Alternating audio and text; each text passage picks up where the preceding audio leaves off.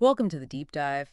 Today, we're digging into smarter marathon training, especially if you're over 40. Less grind, more results. Right. Exactly. We're drawing heavily from IronFit's Marathons After 40 by Don and Melanie Fink. They've coached a lot of athletes. And their whole philosophy, it seems, is about efficiency. Because let's face it, recovery takes longer as we get older. It really does. But these ideas, they're useful whether you're just starting, chasing a PB, or even looking at shorter stuff. It's about smart work.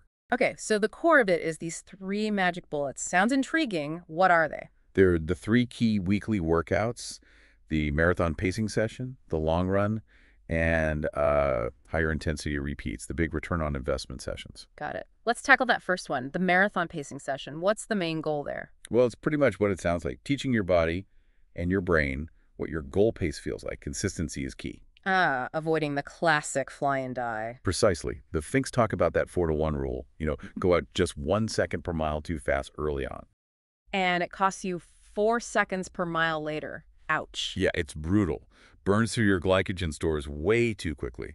This session trains discipline. So what does one of these sessions actually look like in practice? Typically, maybe a 75-minute run. You'd have a warm-up at a moderate pace, then a solid block, say 30 minutes, right at your target marathon pace, then a cool down. Like a mini race day simulation for pacing? Kinda, yeah. And you build it up, start around week 8 in a 16-week plan maybe. Gradually make that pacing block longer. And the effort levels, what zones are we talking? The initial moderate pace is maybe zone 2, comfortable effort, 75–85% max heart rate. But that target pace section, that pushes you closer to zone 3, maybe 86–89%, harder work. Conversation gets tricky there. Right. And they suggest aiming your target marathon pace just slightly faster than your actual goal, maybe 5–7 seconds a mile. Yeah. Gives you a little cushion. Smart. And this isn't one you can swap for the bike, is it? No, this one's run specific, builds that pace feeling and confidence. Okay, second bullet, the long run. Ah, the cornerstone. What's the focus here for the over 40 crowd, according to the Finks? Endurance, obviously. But it's also mental toughness, practicing your fueling, hydration, Yeah. all that. But not just more and more miles, right? That's the old way. Definitely not. They warn against that more's better trap. Too many long runs or running them too hard just ramps up injury risk. So pace-wise, what should it feel like? Pretty comfortable, actually. About 30 to 60 seconds per mile slower than your target marathon pace. Yeah. So zone 1, maybe low zone 2, truly aerobic. And how do they suggest structuring the build-up? Gradually, and then maybe alternating. Like 1 week, do a 3-hour run, the next maybe 2.5 hours. Gives your body a bit more recovery. What about the absolute maximum distance or time? They generally cap it around 22 miles or maybe 3.5 hours. And you'd only do maybe 3 or 4 runs that long in the whole training cycle. Trying to minimize that breakdown risk. Exactly. And interestingly, they do mention cross-training as sometimes being okay for some long workouts, which we can get into later.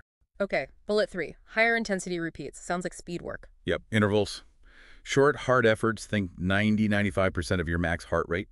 Zone 4 followed by easy recovery jogs. Examples. Could be short stuff, like 400-meter repeats near your 5K pace. Or longer ones, maybe mile repeats closer to 10K pace. And the pace should be significantly faster than marathon pace. Oh yeah, at least 30 seconds per mile faster than your target marathon pace. If you struggle hitting that, it might mean your goal is a bit, well, optimistic. Or is best to do these? Track, road. Track is good for accuracy, but they caution over 40 runners about the tight turns. A measured road course or even a treadmill works fine too. And progression. Start shorter, build longer, or add more reps over time. Hill repeats are another option, good for strength, but again, higher injury risk to watch out for. And this one is maybe less critical than the others. Relatively speaking, yes. The Finks see it as the least essential of the 3 for marathon success itself, and sometimes cross-training can sub in here if injury is a concern. Okay, so that's the 3 bullets. Now the magic part. If you hit the targets for all 3 consistently. Then the prediction is you're very likely ready to hit your goal, marathon time. They act as like different fitness validators. And if one area feels really tough, if you're always missing the paces on, say, the repeats. That's your weak link. Yeah. That's what needs attention. You can't just ignore it or hope the other workouts make up for it. Got to address the weakness. Makes sense. So, quick recap. Marathon pacing for consistency. Long run for endurance foundation. Repeats for that top-end speed and efficiency. Right. Long run, often seen as most crucial. Repeats, perhaps the riskiest, but still beneficial if done right. They all work together.